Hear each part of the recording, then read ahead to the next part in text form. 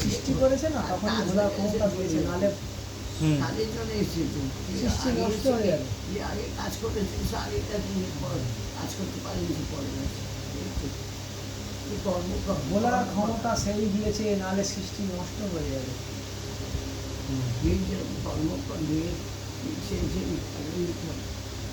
কেউ তো তোমার আপনজন নয়, একজনই তোমার আপনজন, ও তোমাকে ছেড়ে কোনোদিন যাবে না। এরা এরা তো দুদিনের মেহমান, কাজ হয়ে গেছে চলে যাবে, তার জন্য তো মায়া করা উচিত না।